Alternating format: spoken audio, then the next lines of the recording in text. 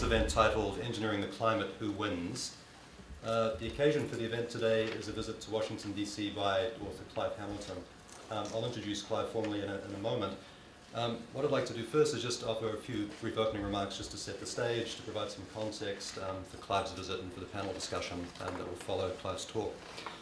My name is Simon Nicholson. I teach here in the Global Environmental Politics program in SIS, and Global Environmental Politics program is one of the sponsors for the event today.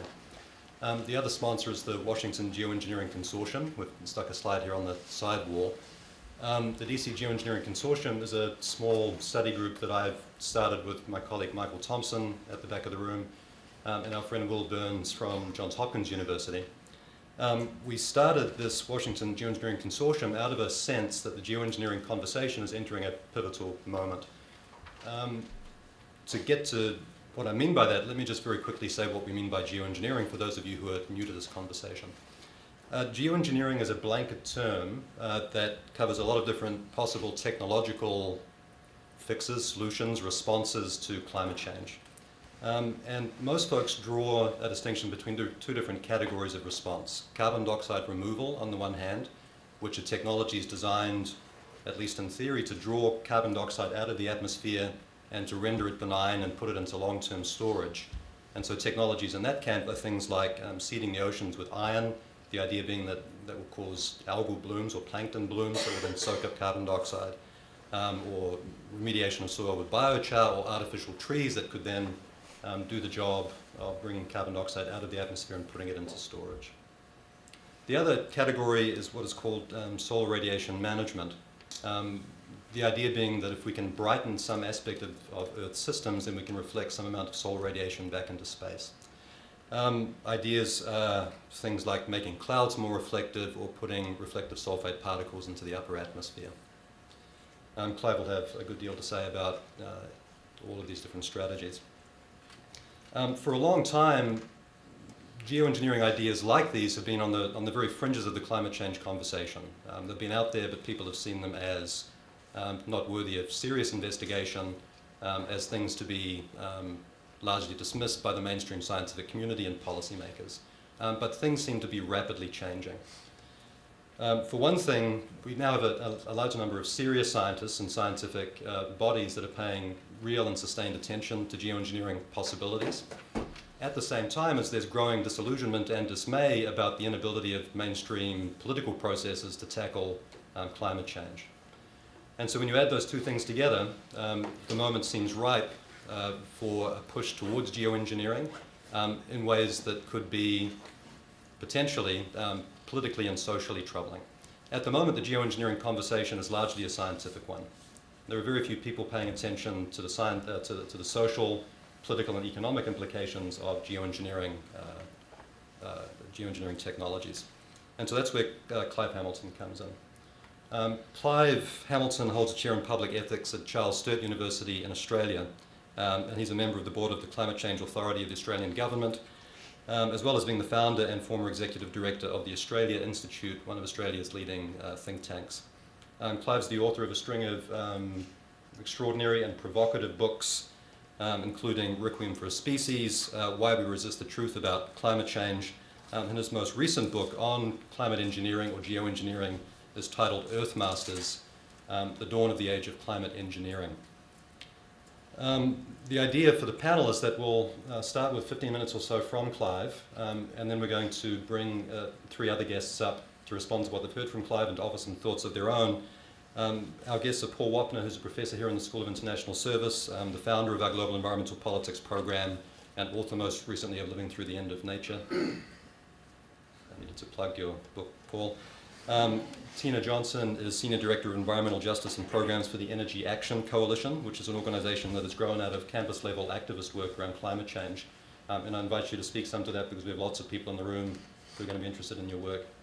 And Robbie Daisu is co-founder of and a director now at the DC Action Lab, which is an organizers collective that has been at the heart of many of the really interesting social justice and environmental campaigns that we've seen springing up in DC in recent years.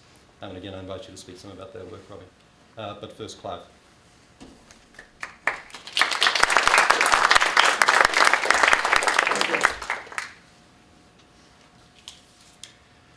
Thanks very much, Simon, for that introduction, and let me thank too the Washington Geoengineering Consortium, and particularly Michael Thompson, for organising this event and getting us along here today. Well, I'm not going to talk about geoengineering as such because that would take the first half hour, in other words the technologies and the politics of it. I've been asked today to talk about something much more difficult, and that is geoengineering and environmental justice. I say it's much more difficult because I don't think anyone is really thinking about geoengineering and environmental justice, and in a way, sort of between the lines, there's a great deal to be said about it in my book Earth Masters, but to really try to systematise how we should understand the implications of climate engineering for environmental justice is something that I think we've barely started to think about. But the first thing to say is that it's complicated.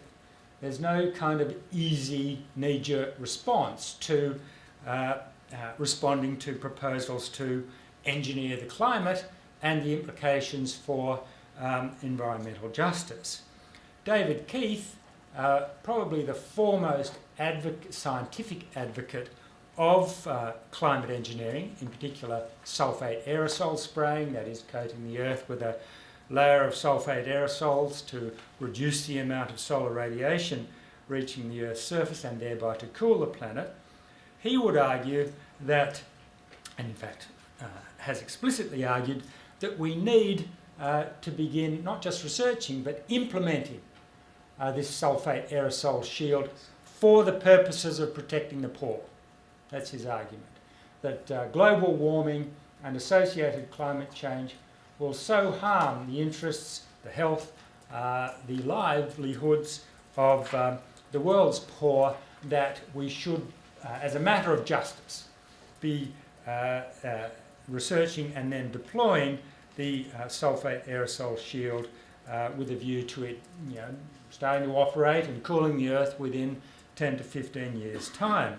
He would argue that there's nothing more unjust than the impact of climate change itself. And of course this gets us to the fundamental problem of global warming from an environmental justice point of view, and that is it's profoundly unfair because it's caused by the rich and felt predominantly by the poor.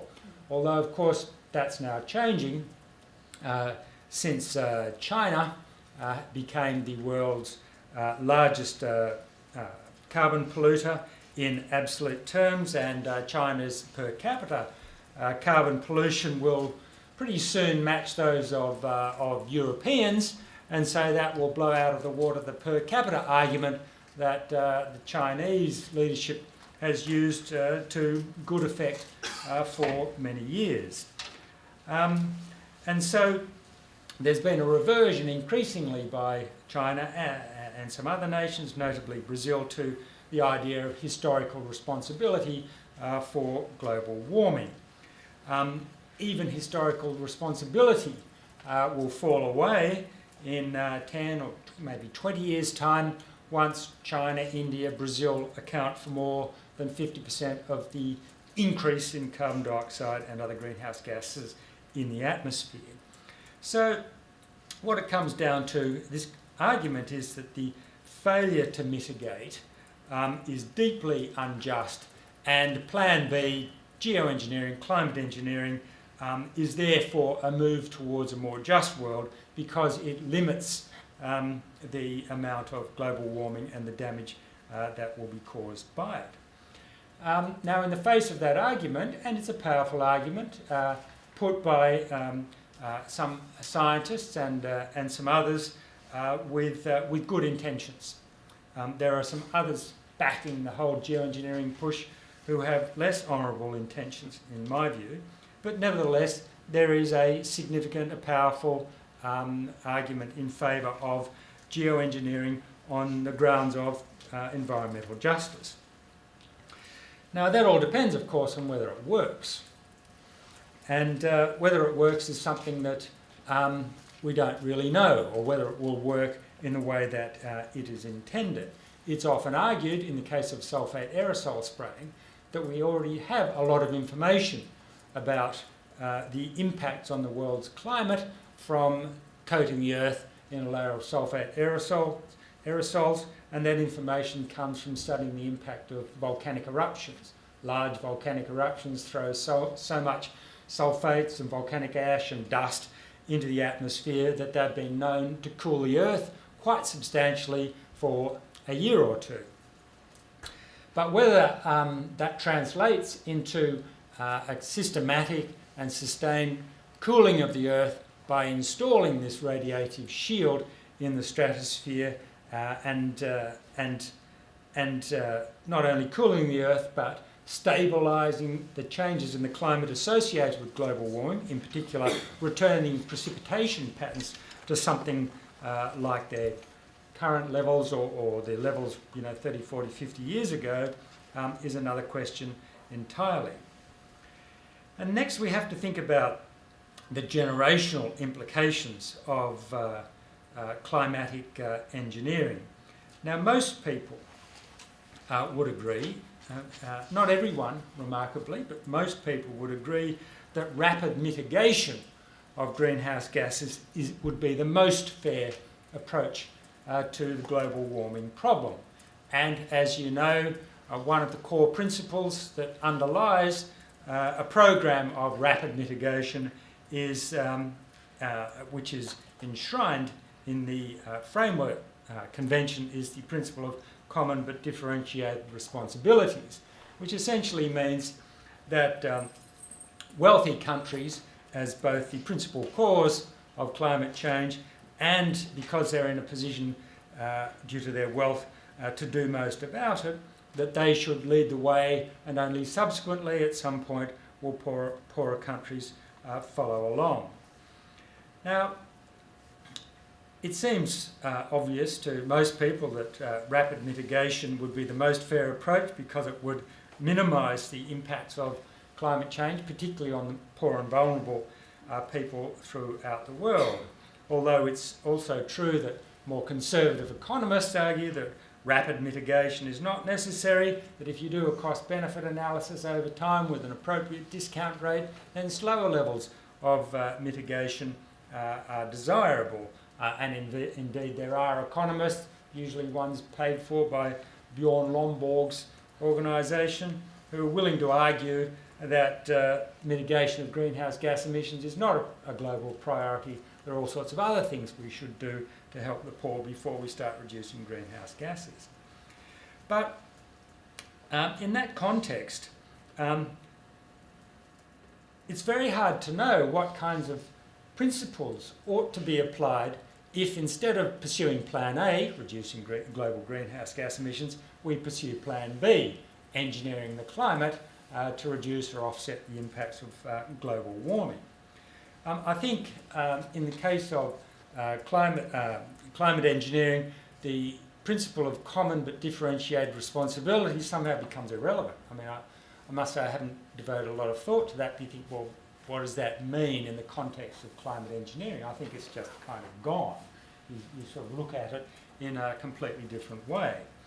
And if you see what's happening globally, what we are observing, and I'll talk about this a little bit more in the context of governance in a moment, but what we're observing in international forums is a coalition of nations, mostly from the South, from Latin America and from Southeast Asia, backed by a couple of Scandinavian countries, who are going to international forums and essentially trying to impose a moratorium on research into climate engineering.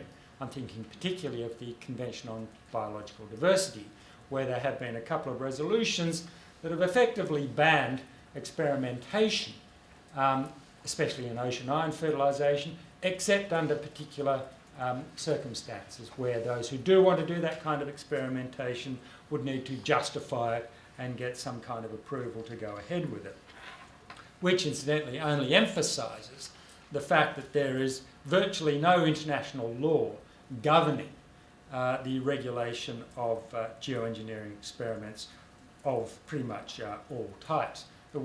These resolutions at the CBD, for example, are aimed principally at ocean iron fertilisation. But when it comes to sulphate aerosol spraying, the most prominent, in my view, the most likely climate engineering technology that will be deployed, there is no international law that would regulate or restrict the deployment of this global solar shield. Now, David Keith would argue, and I take David Keith as kind of the example who has worked it out and made these arguments most forcefully in his newish book that came out in October, I think. He would argue, David Keith incidentally is an atmospheric physicist at Harvard, and I think it's Harvard, he was at Calgary, he's now at Harvard, but I think he divides his time between the two. He would say that reducing the rate of warming with sulphate aerosol spraying is the best protection for future generations. That the interests of future generations are best protected by embarking very soon on a sulphate aerosol spraying that would limit the degree of global warming and thereby the impacts of climatic change on droughts and heat waves and so on. But as I said, this argument depends heavily on whether that kind of proposal for climate engineering does indeed work as planned, that there are no major side effects. One of the grave concerns about climate engineering through sulphate aerosol spraying is not that it wouldn't be effective at reducing global temperatures. I think pretty much all studies that have been done agree that if you coat the Earth with a layer of sulphate pollution effectively, it will reduce the amount of solar radiation and therefore cool the Earth. But there's a great deal of scientific controversy about the extent to which that solar shield would affect precipitation around the world. Some studies have suggested that it may so change precipitation patterns that it could shift the Indian monsoon, affecting food supplies for 1 billion people. So if there's some likelihood of that happening, and the chances are we wouldn't know whether it was going to happen until that solar shield had been in place for perhaps 10 or 20 years, you can see that working out the implications for environmental justice become extremely difficult, virtually impossible in advance. And so it's a question of doing some kind of risk analysis. You know, how much risk are you going to take, and how does that compare to the risks of doing nothing, which we know with reasonable confidence are going to be very serious indeed. So I think what it comes down to, when you look at the levels of uncertainty and the kinds of potentially drastic changes that have been made, positive and negative, to the world's climate system, what it comes down to is a question of governance. Who should decide on the direction of research into climate engineering? Who should control the results of the research, including the ownership of the results or the technologies that are developed as a result? Because at the moment, there are a very substantial number of patents that have been granted by the US and other patent offices around the world to private citizens and private corporations for technologies designed to affect and regulate the climate system of the Earth. And if it should come to it, who should make decisions about the deployment of geoengineering schemes?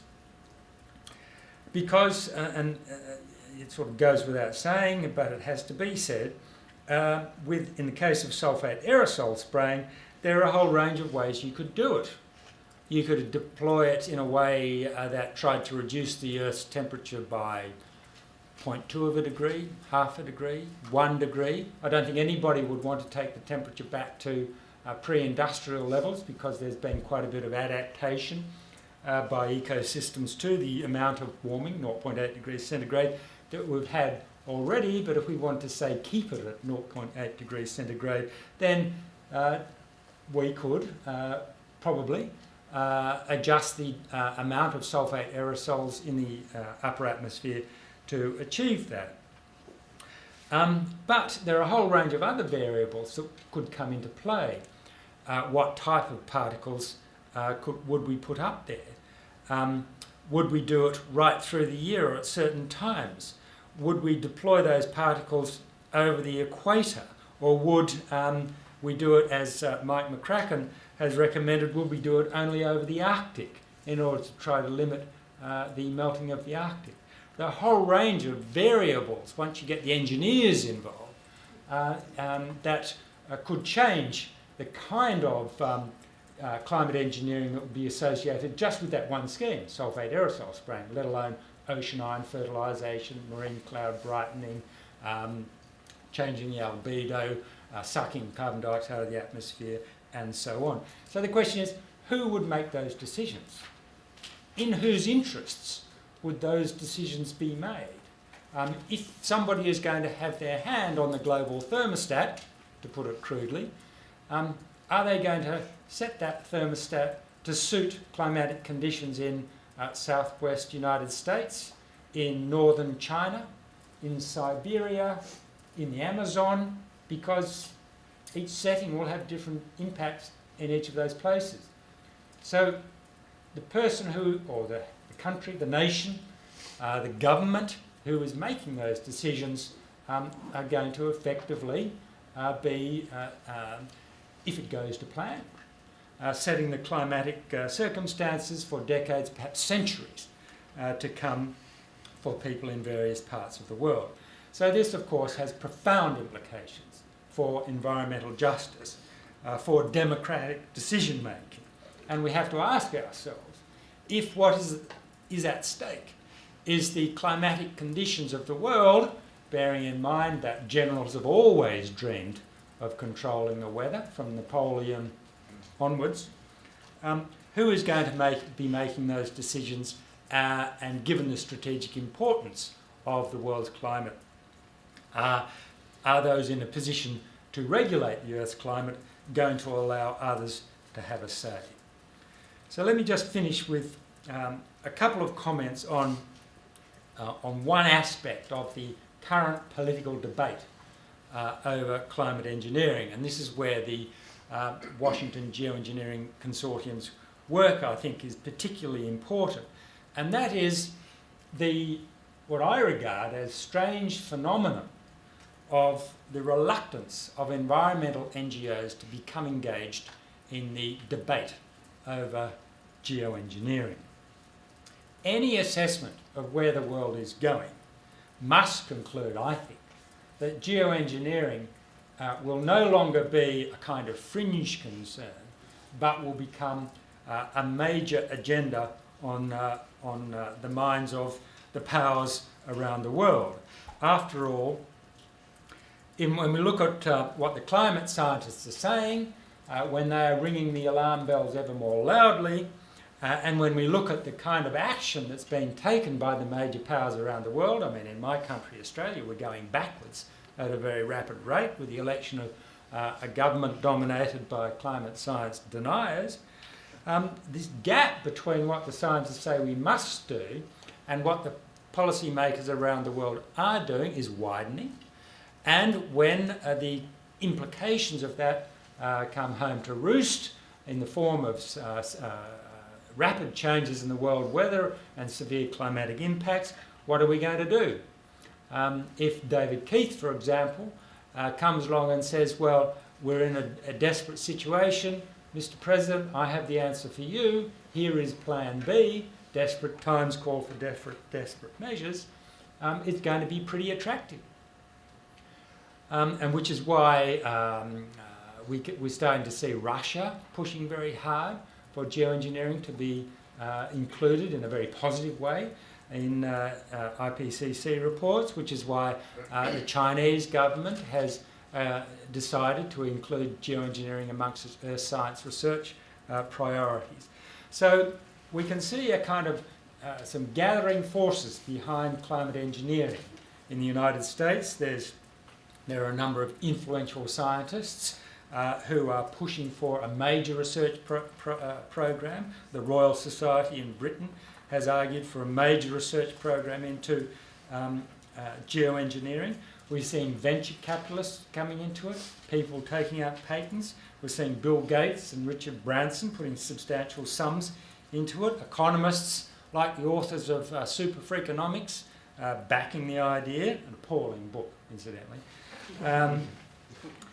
And so we haven't yet seen the Murdoch press come out behind it. Many of us in Australia consider Rupert Murdoch to be our most toxic export, but I think it's only a matter of time before the Murdoch press starts backing it. It's a sensible, moderate approach to take. Why do we have to impose restrictions on, fossil fuel users and some of our big corporations? Why don't we just invest in these geoengineering techniques where we can fix this with a major technological intervention? You can see them writing the editorials already. The IPCC will, in its second and third reports, due out in March and April, have a major evaluation of climate engineering as a possible response to global warming, thereby, in a way, normalising the discussion, perhaps giving permission for those politicians who in public are unwilling to discuss geoengineering, even though they're discussing it privately in their offices. So with this gathering interest and support for geoengineering, for Plan B, why are environmental NGOs not treating it as a serious concern? You can see their anxieties, the moral hazard concern, the fact that it's not on the political agenda yet, so why would we get involved in a non-issue? But there is a real danger that when climate change comes onto the political agenda in a big way, which in my view is inevitable, it could even happen at the next conference of the parties or the one in Paris in 2015, there's a real danger that the environmental NGOs will be caught flat-footed. They'll have nothing to say except engage in a kind of knee-jerk opposition, which will rule them out of the debate. I think it would be wise of them to start considering climate engineering and what their position will be. After all, there's a whole range of geoengineering technologies, some of them much more benign than others. So I think that just as some nations of the South are starting to engage internationally in the question of the governance of research into geoengineering, so the environmental NGOs, the big ones around the world and in the United States, should be turning their attention to this, so that when this huge issue comes onto the global agenda, they will be in a position to support those nations of the South, if they do indeed take the same position as those nations of the South, in their arguments and their advocacy for a more democratic, for a more just regime for governing climate engineering. I'll leave it there.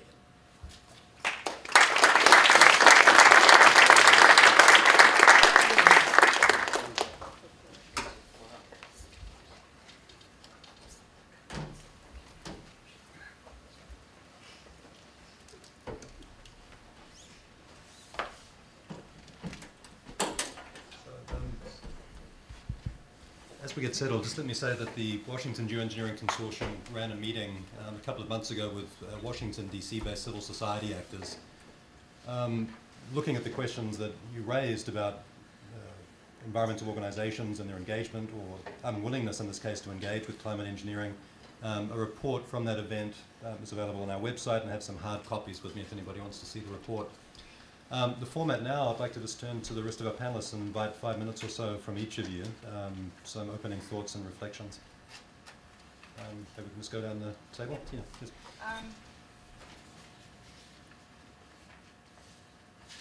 I kind of felt like I was in like a sci-fi movie in the first second. I was thinking like solar shields and wearing one of those hazmat suits that allows you to breathe.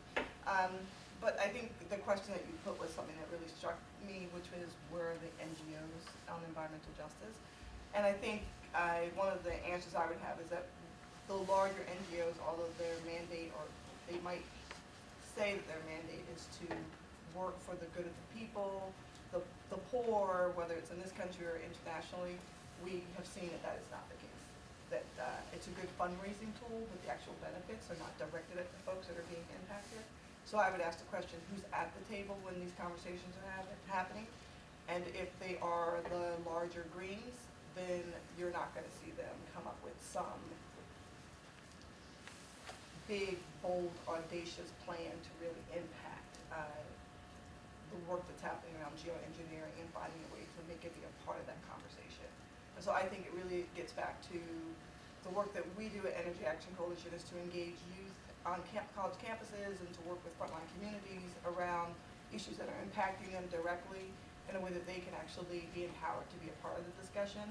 And that's not happening necessarily at the Sierra Club level. They do have these opportunities to talk about it, but they're not really engaging folks to actually be empowered to be a part of the discussion. And so I think that that's a big, for me, it's a systemic problem with any social justice, anything, whether it's the environment, economics, education, you name it, that you have the wrong people at the table representing the people that are going to be the most impacted. So, and I hope we can get into that a little bit more, like what do we do to transition that so that we can actually get more of those voices there. So.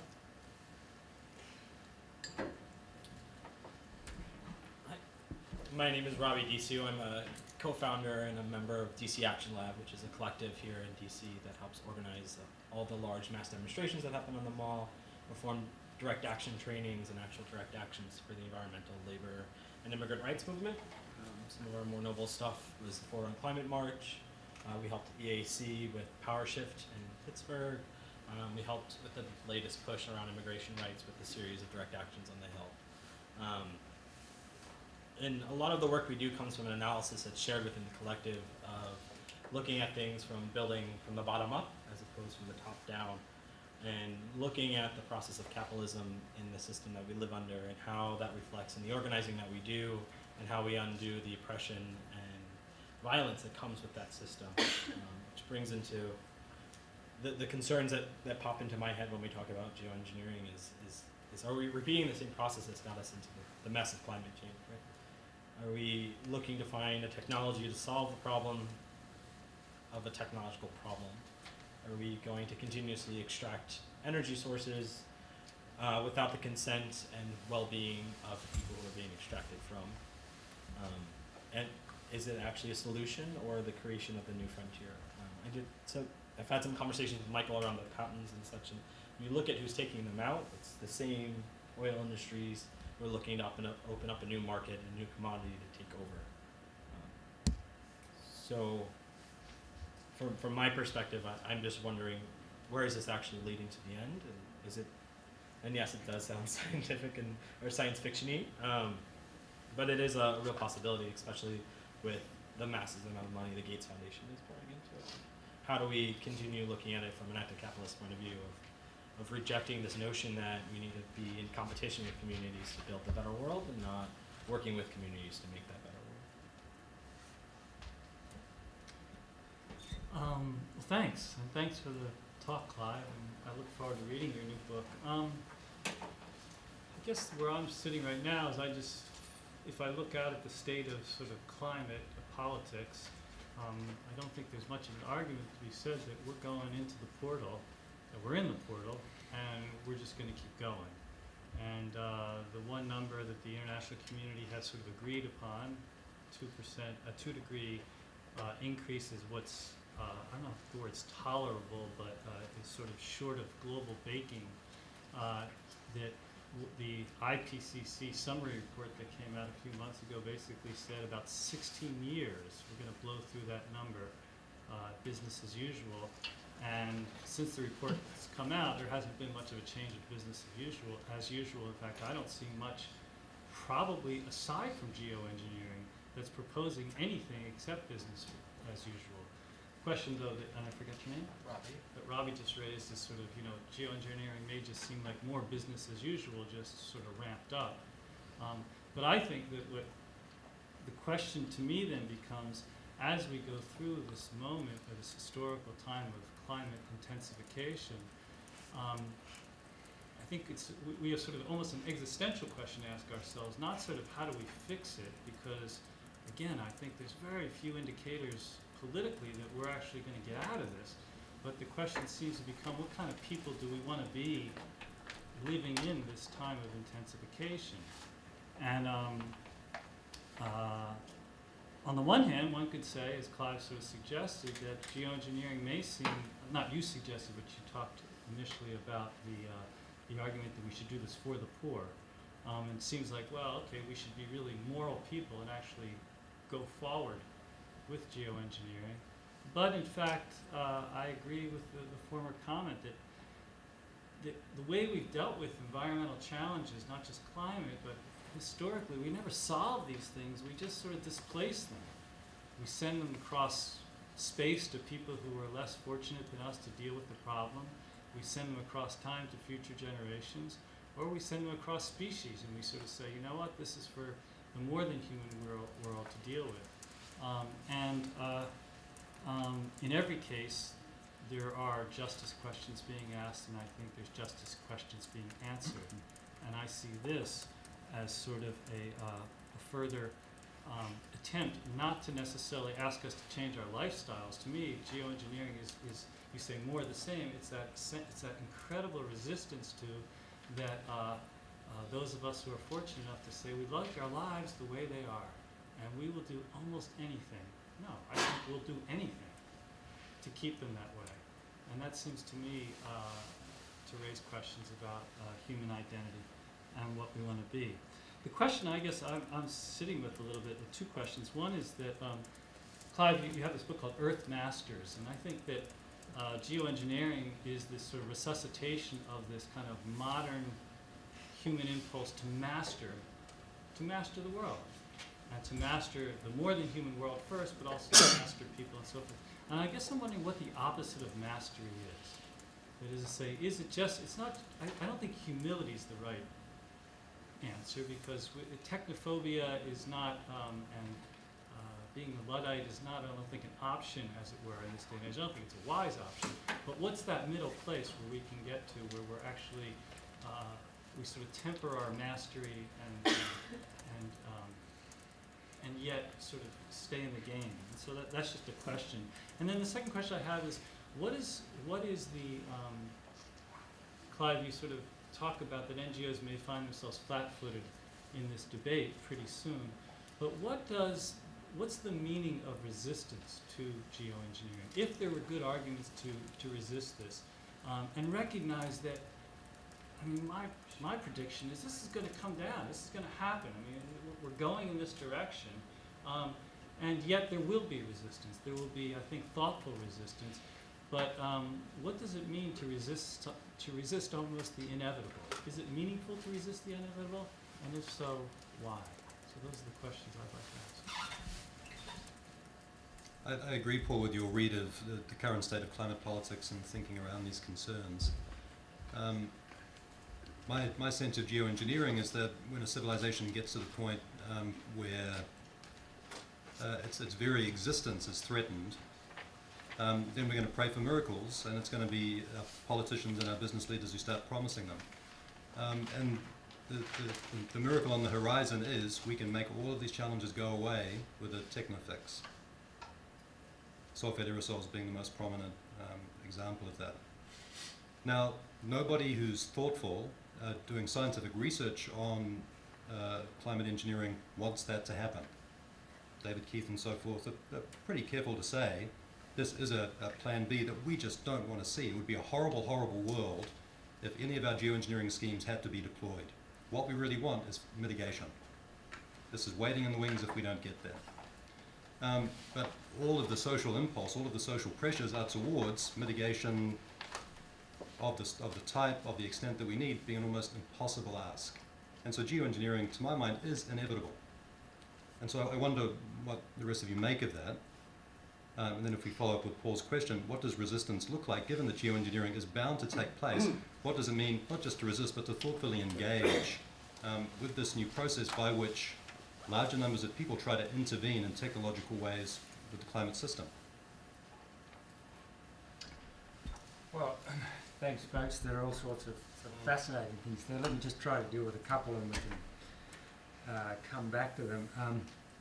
I can't resist responding first to Simon's point, because it's something that his argument that all of those scientists researching geoengineering and advocating major funding of research into it would argue that it's bad that we're doing this, but the truth is that we're compelled to do it because Plan A is not going to be implemented, even though it is by far the preferable one.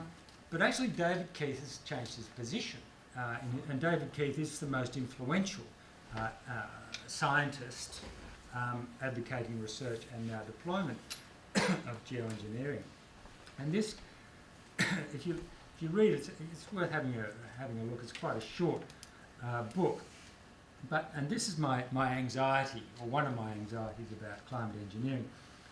He makes his argument about how it's in the interests of the poor for us to begin preparing and implementing sulfate aerosol spraying now, with a view, as I said, in 10 or 15 years, when we're a bit more certain about the science of it, to actually deploy it and to reduce the amount of global warming that we can expect this century. But as you read the book, you realise that David Keith is in fact, in a way, looking forward to it. And in the last pages of the book, you can see that he abandons the need to suppress his excitement about using solar geoengineering to transform the Earth.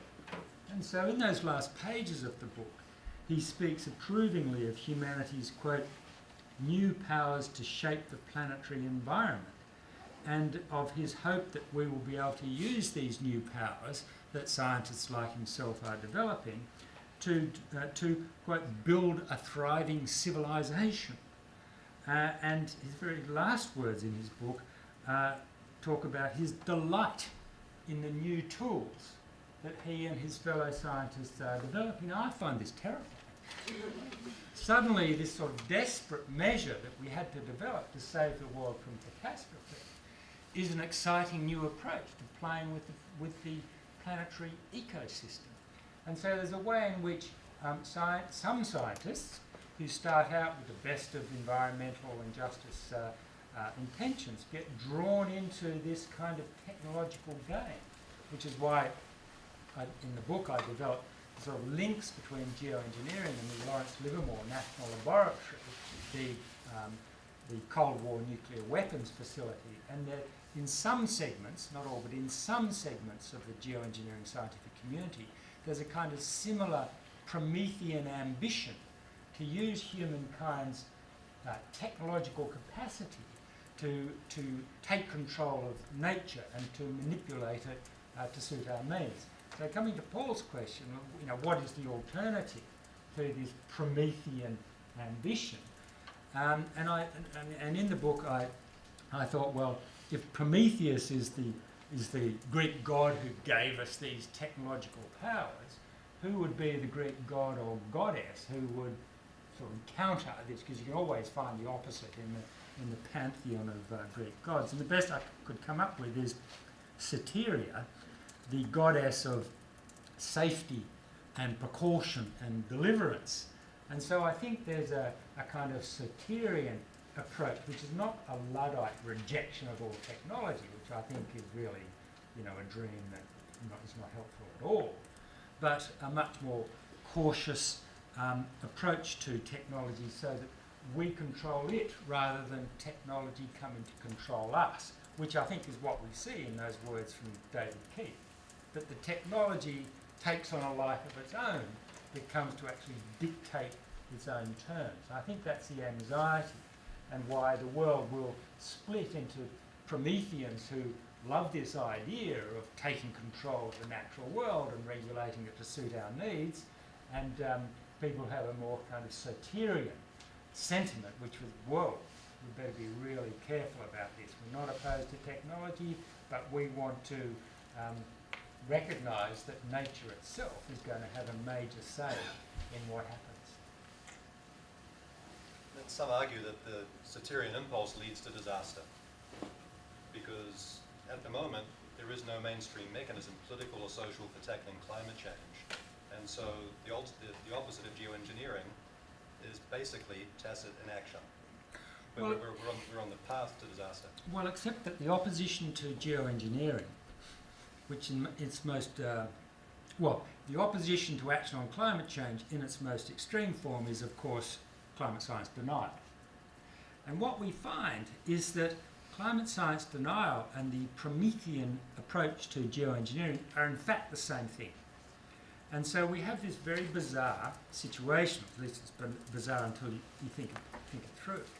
But here in Washington, there are some very important conservative think tanks, the American Enterprise Institute, the Cato Institute, that have for years been actively attacking and undermining climate science and climate scientists and opposing every measure proposed by federal and state governments to reduce greenhouse gas emissions in the United States, who have now come out in favour of geoengineering. Now this is scary. I mean, here you have people who say there is no problem, but now they're willing to endorse a solution to the non-problem. And the reason is because it's a solution that's palatable to them. They actually know that the scientists are right, even though they're saying the scientists are lying or exaggerating or whatever, or can't make up their minds. But if you think about geoengineering, what it does potentially, and I'm talking about sulfate aerosol spraying here, is it turns a drastic failure of the free enterprise system into a triumph of human ingenuity. Geoengineering turns the tables on all of those gloomy environmentalists and is a kind of triumph of humanity's ability to solve our greatest problems. Geoengineering, instead of requiring taxes on gasoline and electricity, instead of imposing restrictions and undermining the influence of the oil companies, and instead of asking governments to impose restrictions on the things we consume, it allows the whole system to continue. It will solve the climate problem anyway. So it's a system defending technology rather than one that requires a transformation of our social and political system. And that's why you can have conservative think tanks like the American Enterprise Institute and the Cato Institute rejecting climate science last year, but advocating geoengineering this year. And that's why I think we'll see conservative voices on Capitol Hill start to talk about geoengineering as a substitute for reducing greenhouse gas emissions. Let me invite the rest of our panelists to jump back in. What does then a more inclusive conversation around geoengineering look like? What does real civil society and public engagement with geoengineering consist of?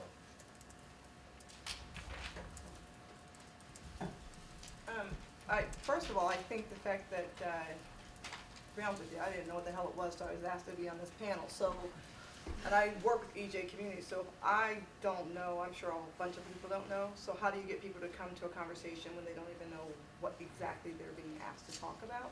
I think something that Paul said that bothered me was that word inevitability, that it's inevitable that we are going to get to this place where we actually have to use this science.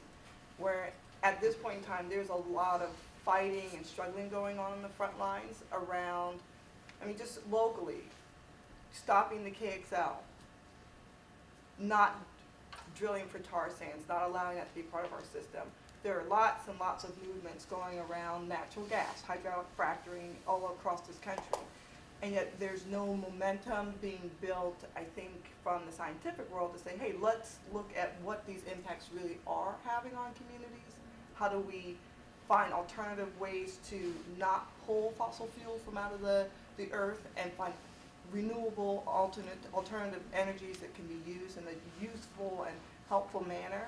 I think Robbie's point to just the capitalist system that we have, and you just made it yourself. I want to call you Clive Davis, I'm so sorry. Clive Hamilton, Mr. Hamilton, but that, you know, as long as there is this financial benefit, this conversation is going to be, well, we can keep I'm gonna use this on tape.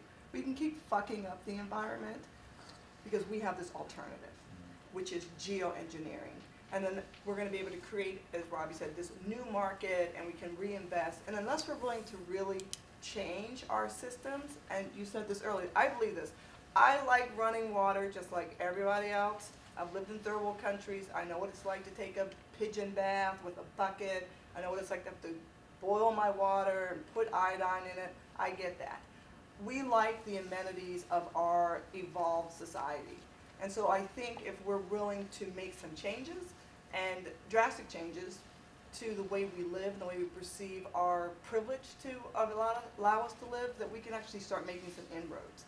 I think it's very difficult to ask the global south to make changes if we're not making those changes, but I also think it becomes more difficult because we have benefited as a advanced or a developed nation. We've benefited from the technologies and from the raping of the environment to get what we have currently, to say to them, try something different. You might get as much, you might not, but at least you're gonna save the planet. And I liken that to just localized issues of poverty. If you look at an affluent community and who's benefiting from a structure that's been put in place like capitalism, and then you say, oh, let's try this alternative economic system that that you might benefit from. You're looking at this, if you're poor, going, well, you guys have been working capitalism for a really long time, and you're benefiting. And now you're asking us to take an opportunity that may or may not yield the same benefit that you have already yielded from. And so I do think it becomes this bigger question of how do we want to really approach the issue of environmental justice and changes in a way that has a across-the-board impact at the same time. And I think that it's a very difficult conversation to have because, again, we're having conversations in pockets of the scientific community, and then we might bring in the folks that are going to be impacted. Or the folks that are impacted saying, we don't want this thing because we don't understand it. And then if they do understand it, they're like, okay, what's the real benefit for us? And they don't see it. So again, it's like the conversations are happening with or at, but not together. And I don't know how you change that.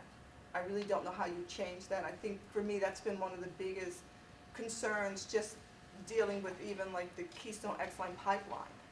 Those conversations, how do you tell someone, no, we don't want this, and someone else saying, we really need the jobs? So there's all these different conversations happening around what is in the best interest of environmental progress in a way that benefits us as a society in this generation or the next generation.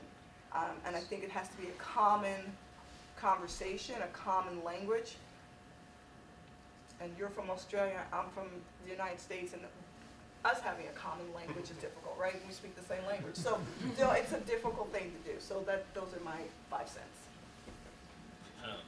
I just want to continue the conversation on the protecting the poor statement that was brought up, and actually really look at what that actually means, and think about, if we exchange poor with protecting communities of color or protecting queers, like, would we have the same gut reaction to what that actually says, right? So it makes you think about, well, these poor people, we're just here to protect them, right? Oh, we're just here to protect these communities of color, or we're here to protect the queer community. As a queer, I don't want another community to tell me how to run my community, right? So like the autonomy of the poor is taken away and their agency is robbed by that kind of mentality that I'm gonna go out there and help you, and don't worry, I'm here for you. Right? And by taking that agency away, we're again continuing this process of competition and not mutual aid with those communities. And it brings up the conversation of charity versus solidarity. So if we're doing things in charity for people, here, this past weekend here at AU, there was the Washington Winter Show, which is a fundraiser which benefits children and families. Like, what does that actually mean, right? It's a bunch of rich people who get together to look at antiques that are way overpriced and scary, but in the end they give $20,000 to 3 foundations, so it makes it okay, right? So that's charity. That doesn't actually solve the issue of why there's class divisions, why there's divisions in sexual minorities and divisions in gender identity and things of that nature, right? We're just once again, just touching the top issue, but not really looking at the root cause, which is capitalism and all the fucked up shit that comes from capitalism.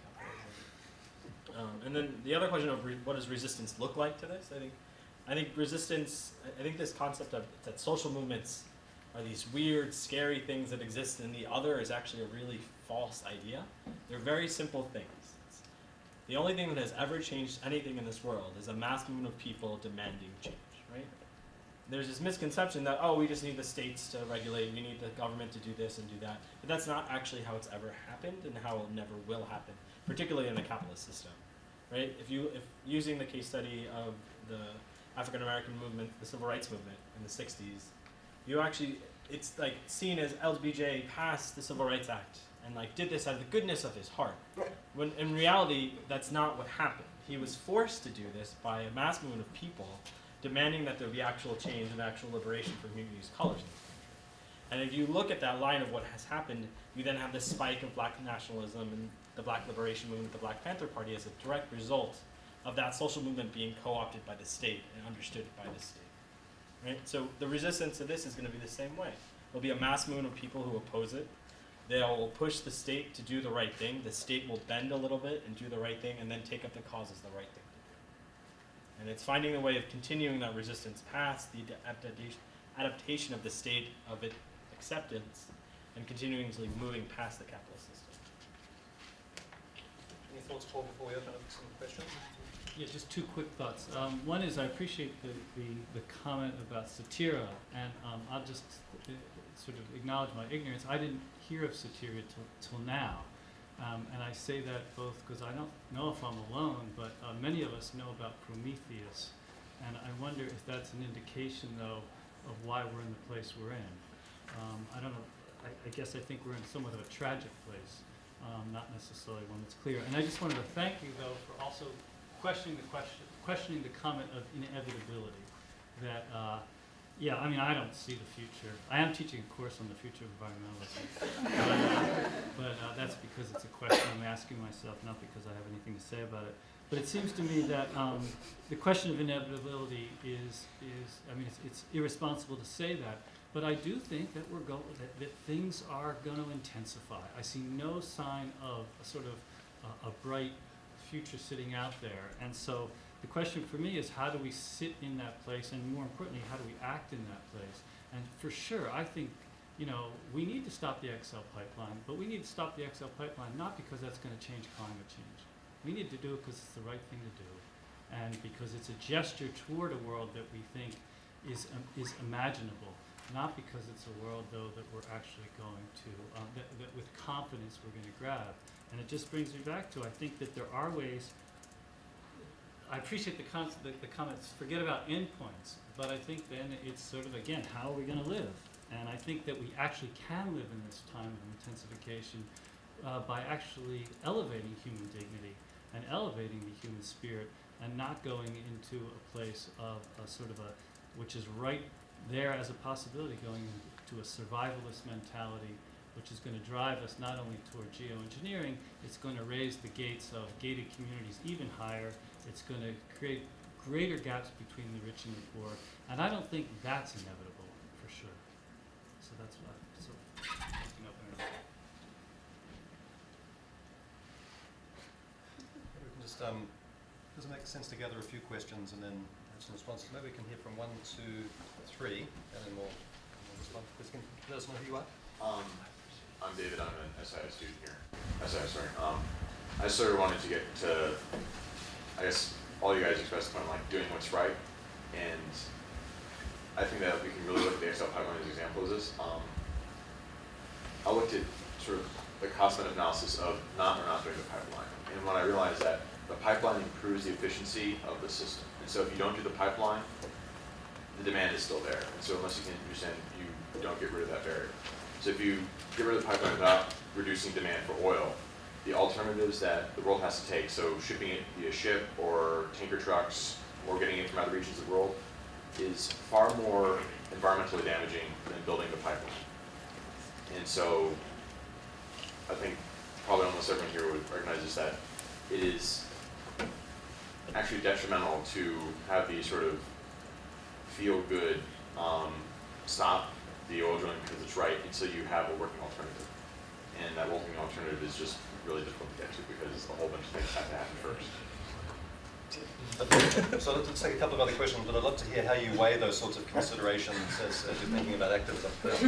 Yeah, my name is John Doherty. I'm a junior at the School of Public Affairs at AU. I just have an immediate concern about geoengineering as it relates to environmental justice, because there's been a lot of conversation about climate change and environmental justice, but it feels that, it seems that geoengineering kind of ignores the other side of environmental justice, which is kind of the extraction processes of fracking, for example, or transportation processes of like pipelines leaking, affecting predominantly poor communities. So to me, it seems that geoengineering would almost encourage the continued use of fossil fuels and that extraction process, and kind of discourage renewable cleaner sources of energy. So I was wondering if you guys have any concerns about that. Did you get that question? Paul? A couple observations. Ken Conca, I'm on the faculty here. We're already doing an awful lot of engineering of nature. I mean, it really just bears, the atmosphere is sort of maybe the last frontier of this, right? New York City has a plan to plant 1 million trees within the environs of the city. 2/3 of the trees in New York City were not planted by human beings. Right? Surprising number, I just learned that yesterday. It's a wild system, much more than we think so. And yet New York is mastering that system by planting 1 million trees. The amount of nitrogen that gets fixed globally because of human sources of nitrogen now exceeds the natural background nitrogen cycle. The amount of water that's trapped behind large dams is the size of France on the surface of the planet. It's actually slightly altered. Moving that much water around has actually slightly altered the precession of the Earth's axis in a very tiny but detectable way as it rotates around the sun. So we're already doing an awful lot of this. And so I think one place where maybe your consortium can help is let's look at the history of some of these other really, really large interventions and glean a few lessons for distributed justice and social movements and other kinds of consequences. When I look at some of these things, one of the things that jumps out to me is there were people who knew. We talk about unintended consequences. At some point, they're not unintended. But we use that euphemism, right? And so when these dams are built or when all this nitrogen is fixed, the green revolution, et cetera, there were people around, not really central to the conversation, not necessarily even framing the issue that way, who understood what the wider set of consequences were going to be. And capturing them in this conversation seems to me to be very, very important. And sometimes you find them in unusual sorts of places. And the second thing is there's always winners and losers. There's always a distributed justice element. Look back in the history of the human race. How many unalloyed goods can you name? Right? Fire, clothing, sanitation. You know, after that, there's always winners and losers when we make large-scale these kinds of changes. And so the frame that this is a global problem that has a global solution that will be implemented in a kind of a win-win global sort of sense really, really hides that. And so start unpacking this and talking about, I mean, I'm sitting here thinking, do you have to have rights to airspace if you're going to fly through and do some seeding or something? The international politics of it, I think we should be talking about those kinds of mechanisms, because that then really reveals some people being charged and some people be recipients of the benefits, and some people have voice and some won't. And so the less we talk about this as a globally framed problem, and the more we start bringing it down to those sorts of things, the more I think those distributed justice things will be revealed rather than hidden. Let me invite the panel to respond, and then we'll take some more questions. Well, lots of good comments and hard questions there, but all of them really have come down to this question of there are always winners and losers from whatever you do, which doesn't mean that you can't make decisions. Of course, we make decisions, and you try to make decisions where the winners, the winning is greatly exceeds the losing, and it's a standard principle of public policy that the winners, in some sense, compensate the losers. As if by an invisible hand. Well, there's an interesting thing, in Australia, the Labor government 3 years ago, Labor and Greens, I should say, introduced a carbon price on a range of fossil-intensive items, and the question is, well, what to do with the revenue? And they did something very interesting. They did some silly things. They compensated major polluters, but the bulk of the revenue they used, they redistributed. They raised the tax-free threshold, which benefited low-income people in particular. They increased the pension, they increased some other social security benefits, and it turned out that the poorest 60% of Australian households were financially better off as a result of this new tax. That didn't stop Conservative politicians whipping up an enormous storm of opposition, but nevertheless, what we had with this carbon price policy was actually a redistribution policy as well.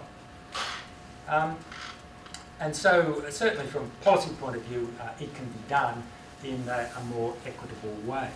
But let me just comment on this crucial question you asked, because some people say, well, you know, we've always been geoengineering, but we haven't. There's something radically new about what is being proposed, and that is two things. One is the intentionality of it, of the impact on the Earth system, and the other is in that we're taking on the Earth system as a whole. Humans have transformed certain landscapes, river systems, airsheds, but at no time before have humans attempted to transform and manipulate not just the climate system, because you cannot separate the climate system from other elements of the Earth system, from the biosphere, from the hydrosphere, from the lithosphere, that is the crust of the Earth itself, is being changed by climate change in the way you suggested. As ice masses melt, you know, you get a rebound, you get earthquakes, you may get volcanic activity. So everything is in play, and geoengineering is designed to counteract that everything being in play and to have a much greater and deliberate human influence over it. So it's a very new and very Promethean in its scale attempt to intervene in the environment in a way that hasn't been considered in the past, not on this kind of global scale. I just want to touch on the KXL question. And for clarity, I've been working against the pipeline for the past 2 years. And I also don't actually consider myself an environmentalist. I don't care about animals, I care about people. Which is why I think that kind of analogy of like, oh, well, the oil is just, we'll get it from other sources, it doesn't actually address the issues of climate change. It actually skips over the fact that there's a genocide being committed against the Chippewa Nation where the tar sands are being extracted. And that whole nation of people is going to be killed off to get the tar sands oil. So you have to look past the financial burden of the pipeline and the oil need of the pipeline and actually look at the whole picture. And that's why we have to stop the KXL pipeline. It's not just for the oil, but the actual implications on everyday human beings. Yeah, I can't let you go out without commenting as well. I think your point about extraction and bringing it back to if we are going to go the way of geoengineering, all we're doing is accepting that extraction and the KXL pipeline is just part of what we do. I think if you are looking at this from a very human perspective, that you're right. We can take everything we want out of the earth and use it any way we want to use it. There are a lot of people on this planet, and that's not how it works. And so if you want to travel on the pipeline, you can talk to me, I'll give you my card. There's some folks that are actually doing a trek for the next 3 weeks or so along the pipeline and documenting its impact. The fact that a pipe bursts probably on a weekly basis, and unless it's really, really big, we don't hear about it, impacts the environment. It impacts communities. And it's not just tar sands, it's not just, you know, Canada, it's Houston, it's Arkansas. I mean, there's a huge spill in Arkansas a few years ago of tar sands that people didn't even know there were tar sands pipes underneath their homes. They erupted. It was black, thick tar. They couldn't live in their homes any longer. Thinking everything's great. So there is a human impact that I think overrides the financial / convenience factor of us wanting to drive our cars. And I think that's a piece of it. Like, are we willing to give up our mode of transportation that we all really love? I have a car. I mean, I don't drive it very often, maybe once a month, but I own a car. But am I willing to give that up? Am I willing to get on my bike? What am I willing to give up so that we can create a new alternative to a system that really isn't benefiting our communities as a whole across the planet. And I think just to really to be broader in your perspective on what the environment and how we choose to fuel our lives and our society is really the big question. How do we choose to, what are we choosing to extract and for what purpose? And by extracting it, what are we doing? What cause and effect is there? And I have a question just for like the winners and the losers. Why are the same people, groups of people, always the losers? Why? That's the thing. If that to me is, that is not an invisible hand. That's a purposeful hand. That's an intentional hand. And I think again, those are things that we need to be talking about. You know, we're talking about distributive resources and benefits and so forth and so on. The same folks are benefiting, and everyone else is just getting a boot up their ass. That has got to change.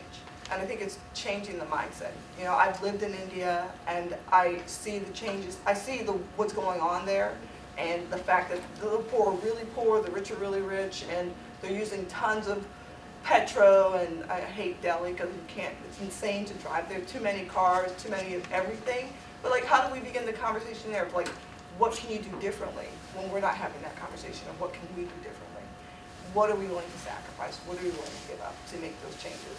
I would really ask you to take a broader perspective here and see the human impact, not just the financial gain and the convenience for us as human beings. So, yeah. Maybe Ms. I think I may not make my point as clear as I wanted to. I'm not, I am trying to look at back. What I was trying to get at is that assumed demand is the same regardless of whether or not you cut the pipeline. It is, of course, the ideal that demand possibly decreases. But if you build the pipeline, that demand has a lesser impact on the environment and the people you're talking about than if you don't build the pipeline. Because if you don't build the pipeline, then you're displacing those exact same environmental and human consequences to other areas. And so the harbors in Alaska now have 10 times as much oil going through them, or Saudi Arabia is pumping out more oil and the people there are getting affected. And so the pipeline, in a way, is a good thing because it decreases the absolute amount of environmental pollution that is going on. That's what I was trying to get at. We got your point. Just so you know, you were clear. I hope we were clear that we don't agree. Well, I would say, I actually think you have a good point, and I actually wrestle with this myself in terms of balancing these things. I mean, trucking fossil fuels by train is not much, say there's more train accidents and so forth. To me, I actually look at it, maybe it's because I'm an academic, but almost symbolically. I think, how does political change happen? And to me, it's not about sort of reducing demand on oil per se. It's about fashioning a view that actually fossil fuels are sort of terrible for the planet. And so it's sort of like the divestment campaign on campus. No one thinks that if AU divests of fossil fuels, that's actually going to change the industry financially. But it is to take a stand, a moral stand, and say, you know what, something has to change here. And where does the buck stop? And so to me, it's more symbolic. But is that a luxury for me to talk in terms of symbolic and political change, rather than sort of getting into the nitty-gritty as you have done? And just one more point off of it. Heather Milton-Lighton is a member of the Chippewa Nation, and she's always described the pipeline as just a tentacle of the octopus that is the tar sands, right? And what we're doing right now is trying to chop bit by bit off of that octopus. And that one tentacle that is very easy and from an organizing standpoint, it's a lot easier to say I'm against this pipeline than I'm against this extreme form of extractive industries. So I agree with you that saying a pipeline is the final frontier in climate is silly, but you have to look at it in the bits and pieces and what we're able to get through at this point. And the pipeline is an easy win. It's a possible win. It's a clear cut win. And I think it's just the beginning of a 20-year campaign against the tar sands. And then when we take an issue like geoengineering, which is so complex, a host of questions are raised about how one who wants to get involved in social activism, or even a person, a member of the public who's concerned about environmental questions, knows that they're doing the right thing in response. How do you know you're doing the right thing in response, given the complexity of the challenges that we face? It's a Herculean, probably impossible task to wrestle with the complexity of these questions. But we need to act regardless. And one thing that we need to do on a question like geoengineering is to disaggregate the category, to understand that geoengineering is not just one thing. And so we can't have a knee-jerk response for or against something as nuanced as geoengineering. And I think, Clive, you agree with me that, and you said this in your opening remarks, that there are some geoengineering schemes, some geoengineering proposals that are relatively benign, and that many environmental organizations and social justice groups, after a close look, might embrace some of the proposals that fall under the geoengineering umbrella. But there are others that require much more careful consideration. Well, when I say that, what I meant to say is that there are some geoengineering schemes that are environmentally more benign or perhaps less harmful or less risky, but those geoengineering schemes may have the same kind of political drawbacks as all others.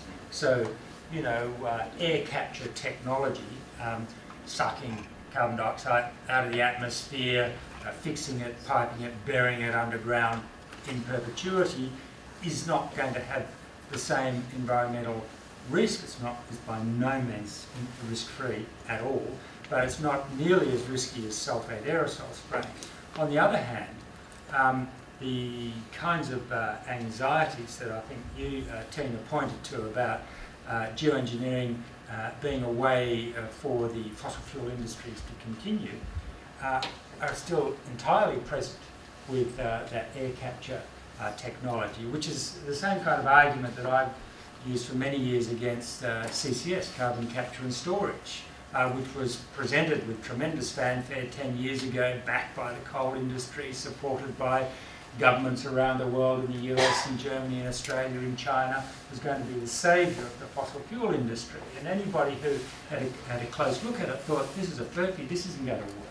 This is really an excuse for delaying action, and that's exactly what it's done. CCS has now fallen off the agenda, or the people are saying, oh, it's got much more problems than we thought, it's going to cost a lot more, and suddenly people aren't talking about it anymore. But we've lost 10 years. And we could see the same thing with geoengineering. We have just a few minutes left. We have to finish at 4:30, so let me do this. Let me just take very, very brief remarks from each of the folks with their hands raised. If you can just introduce yourself and make your question pointed. And then I want to let Clive have the last word, if we may. Please. Okay. Well, I guess who gets to speak for the Earth in the sense, what is the difference between a supervolcano erupting and, say, aerosols being thrown into the air? I mean, obviously it's the human action, but in this instance, why was the action, why would it make a moral difference if the ends justify the means? The ends, I guess, would be avoiding a temperature rise that would be dangerous. One thing I don't think was touched on enough, and that the inevitability of geoengineering is that the economics of it are so extremely favorable. I mean, you're talking for a sulfate aerosol program, you're talking $1 billion a year or on that order, and you're talking trillions in avoided damages. So, you know, the world revolves around money, and that's clearly an economic, favorable economic proposition. And, it's so favorable that maybe 50 or some odd countries could do it alone. So, I don't know, I guess we'll have to hear more about that. I see two more folks here on the mic. Thanks. Yeah, I just want to push back on the idea that environmental NGOs aren't really talking about it. They're certainly not talking about it publicly, but I can't speak for the guys down the road, but I know that I was part of a European environmental NGO. This was two and a half years ago. We had a really thoughtful debate, and we were, looking at the different types and came to some, tentative conclusions about overall fairly negative towards geoengineering.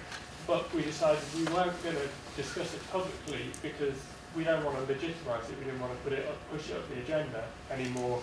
And I guess what I've not really heard in the discussion today is, there's been criticism of environmental NGOs for not grappling with it enough. But what should they do publicly, given that it isn't formally being proposed in many realms at the moment? Let's make this the last question from the floor, and then I'll give Clive the final word. Okay, I'm Mike McCracken. I'm from the Climate Institute now, but I was at Livermore my whole career doing modeling. So done some of the things Clive talked about. I guess the first thing to say is those of us who are involved in thinking about geoengineering do not think of it as plan A or B. I mean, I think it's much more thought of as we've gotten so far along, we have to have a strategy of basically doing everything. You've got to do all the mitigation you can. You might have to do a whole bunch of, both with long-lived and short-lived species, with reforestation and other things. And that geoengineering is sort of the last thing at the bottom of the barrel that you come to when you're faced with potential calamity ahead because we haven't had political action on CO2. So I think one really needs to think about gradual implementation of other. It's not an alternative, and we ought to be saying it's not an alternative. And what bothers me so much, I guess, is this notion on attacking it about the uncertainties of geoengineering. We have accepted the science, the world, or most of us have accepted the science to say that it's certain enough, or we're confident enough in it, that we have to change the whole global energy system. And then to come back, which is, that's because it's taking us into a climate regime we've never experienced, or hasn't been in tens, hundreds of millions of years, okay? It's doing that. And yet we're saying that there's more uncertainties about looking at some analogs of of what happens with nature, like volcanoes versus sulfate aerosol in the stratosphere, or like cloud brightening, which happens in various ways now. We're saying there's more uncertainties about that, trying to stay where the climate is in a regime where we are, than about CO2 things. So I think attacking geoengineering for uncertainties has the effect of letting the people, the deniers, who want to say there's lots of uncertainties about our understanding, just keep putting off doing something about mitigation. I think if we were to say and do a little bit of research on it, you'd find what the real limits are on geoengineering. There really are ones. And that would be a way to push back and say mitigation is not something you can avoid. You just cannot avoid it. So I think you do that. And then just one other thing on governance, I think this notion of saying we're going to go from doing nothing on geoengineering to suddenly we're going to take control of the global temperature is a huge jump. And there are a whole bunch of ideas about thinking about doing something in particular regions. You mentioned the Arctic and stuff. But the people up there are experiencing the effects right now. This is not a future problem for people in the Arctic. They're losing their culture, and they've been talking about it a lot. And the question is, could you do something that just focuses, can you use some of these techniques to just focus on the Arctic to start off gradually, to try and go after prime effects? We're not even doing research on these questions to get at that. We have the tools. We ought to be doing the research, Mike. Sorry. Well, I think just starting with Mike's comments at the end, I mean, they do drive home to us that this is not an easy issue. I think for environmentalists, it's not, there is no obvious position to immediately take. It's a very difficult circumstance. I mean, if we do in 20 years' time have some imminent climatic emergency which is going to tip the Earth over some threshold point where we're headed for a radically different climate that will jeopardize the existence of ecosystems around the world, not to mention the lives of billions of people, what do we do? Well, we may have already passed it by starting. That was a rhetorical question. No, I know, but it may not be in the future is the problem.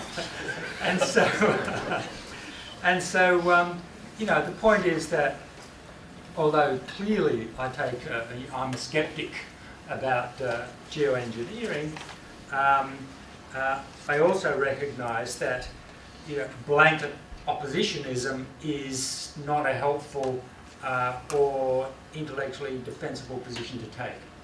Which is why I think the crucial thing is to ask the question, well, who's controlling the agenda?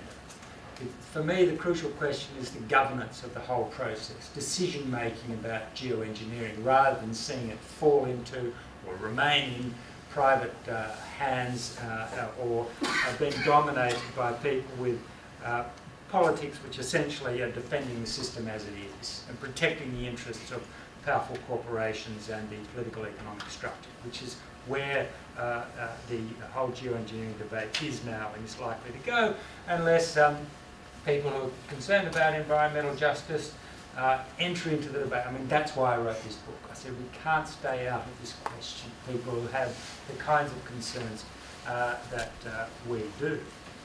And I take the point about environmental NGOs, and it's a difficult one, and this is where, you know, you do have to have long and nuanced debates about the position that one ought to take, including the question of whether to go public.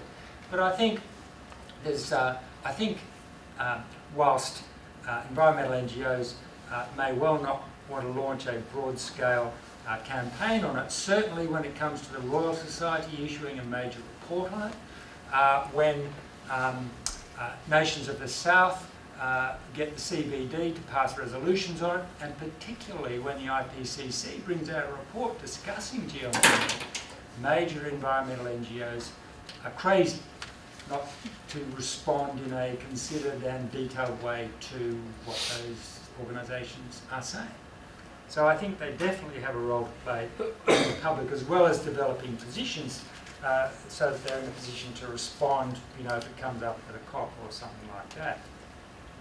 Yes, sulfate aerosol spraying is described as you know, the incredible economics of geoengineering. It is incredibly cheap if you don't take account of the potential downsides, the risks, potential disasters and so on, and it looks as though it's a lot cheaper than reducing greenhouse gas emissions. But in the end we have to reduce greenhouse gas emissions. I mean, if you're looking at not sulfate aerosol spraying but carbon capture methods, they're not incredibly cheap. I mean, you're talking about building a vast industrial infrastructure to suck carbon dioxide out of the atmosphere, chemical plants to fix it, a set of pipes equivalent to the current oil industry to pipe it all over the landscape, burying it under the... I mean, that's not cheap. That's extremely expensive. Why not just invest in renewable energy, I mean, which is the Satyrian kind of approach to technology. And to finish on this very interesting kind of philosophical point is, well, if supervolcanoes are going to transform the global atmosphere and cool the Earth, which they have done in the past, what's the moral difference between that and humans actually engaging in sulfate aerosol spraying? But I think, you know, even an atheist has a sense that there is something natural about natural events. I mean, we can't control them. Sure, we don't go and live near volcanoes because we don't want to get covered in lava, so we take kind of protective measures against it. But there's one thing between, there's a big difference between a massive volcano, which have caused in the past famines around the world, for example, the one in 1815, and humans intervening and attempting to replicate or mimic the effects of a volcano. I mean, you know, if there's a famine in India because of a natural event, it's a terrible tragedy that we, you know, do what we can to try and help. But if there's a famine in India because someone in Washington or Beijing has been playing with the global thermostat, you know, it's a completely different situation. If you can blame a certain country or some human beings for causing a tragedy like that, then the moral implications are profoundly different. I'll let you follow up after we can. We have to wrap up, I'm sorry. Clive, thank you. Clive Hamilton's book, Earthmasters, is available now from Yale University Press. Clive was on the Diane Rehm show this morning. If you want to hear more from Clive, you can follow up with a podcast of that show. And he also has an appearance on the Washington Geoengineering Consortium website. We have copies of the DC Geoengineering Consortium report here at the front. If anybody would like a copy, please join me in thanking all of our panelists.